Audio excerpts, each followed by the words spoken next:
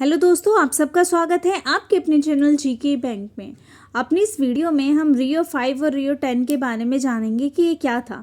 ये एमईडी 8 में पूछा जाने वाला मोस्ट रिपीटेड क्वेश्चन है। आप कितने भी प्रीवियस ईयर पेपर उठा के देख लीजिए, आपको ये लगभग हर ही एग्ज़ाम में नज़र आ जाएगा।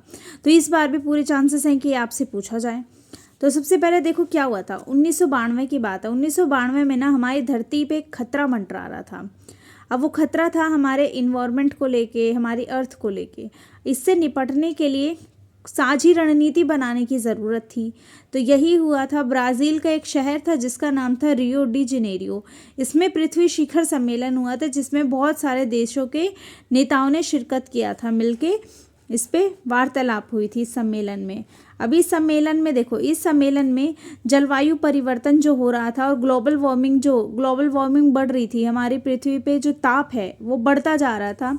ऐसी समस्याओं को लेकर गहरी चिंता जताई जा रही थी और इनसे लड़ने के लिए मिलकर प्रयास करने का संकल्प लिया जा रहा था कि अब हम कैसे भी करके कुछ रणनीतियाँ बनाएंगे और इस संकट से अपने आप को बचाएंगे। तो इसमें 172 देशों के प्रतिनिधियों ने इसमें भाग लिया था और पर्यावरण और विकास के मुद्दों पर आयोजित इस वैश्विक सम्मेलन में शामिल हुए थे और वार्तालाप की थी। अब बात करें रियो 5 और रियो 10 था क्या, क्योंकि ये तो रियो डी जेनेरियो में हुआ इसलिए इसको रियो डी जेनेरियो बोला गया। तो वर्ष 1997 में संयुक्त राष्ट्र महासभा ने 1992 के जब भी हम बात कर रहे थे उसमें जो पृथ्वी सम्मेलन हुआ था उसके बाद एक विशेष बैठक का आयोजन किया था जिसे रियो 5 के नाम से जाना जाता है। उस बैठक में इसमें जितनी भी बातें हुई थी उस पर अमल करने के तरीके को डिस्कस किया गया था।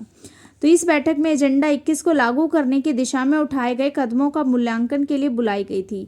जब ये रियो डी जेनेरियो में जो ये सम्मेलन हुआ था, पृथ्वी शिखर सम्मेलन, इसमें एजेंडा 21 के बारे में बात की गई थी।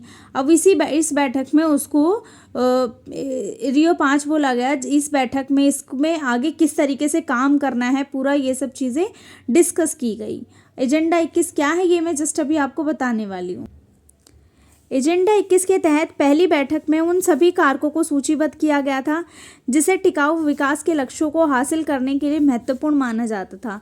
ऐसी सारी चीज़ें जिससे विकास भी हो और लंबा चले। ये नहीं है कि भाई आज हमने कुछ किया वो नीति आज ही खराब हो गई, इस तरीके का कुछ नहीं होना चाहिए था।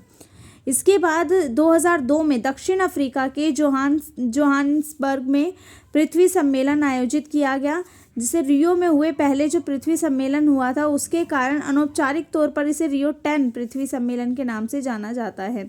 पहले जो वो बैठक बुलाई गई थी उसको रियो 5 के नाम से जाना गया और इसको रियो 10 के नाम से जाना गया। ये कब हुई? 2002 में। और कहाँ हुई? दक्षिण अफ्रीका में।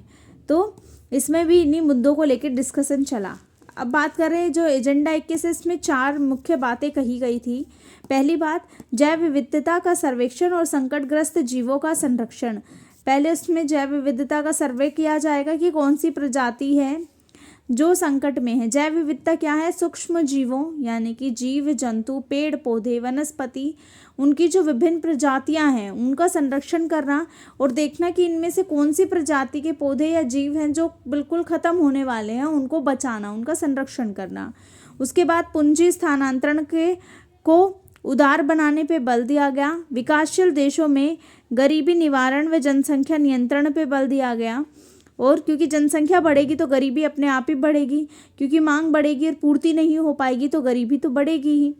सबको खाद्य सुरक्षा, स्वच्छ जल व सामाजिक सुरक्षा उपलब्ध कराना। जनसंख्या इतनी बढ़ गई है, उनको उनकी सबकी सुरक्षा की जिम्मेदारी, उनको पीने को साफ पानी मिले, सामाजिक सुधार उपलब्ध हो, मतलब कोई असामाजिक तत्व ना पनपे, इन सब की ज़रूरतें रहती हैं। उम्मीद है मुझे आपको ये टॉपिक समझ में आया होगा। वीडियो अच्छी लगी हो तो वीडियो को लाइक, शेयर एंड सब्सक्राइब ज़रूर करें और देखते रहें जीके बैंक।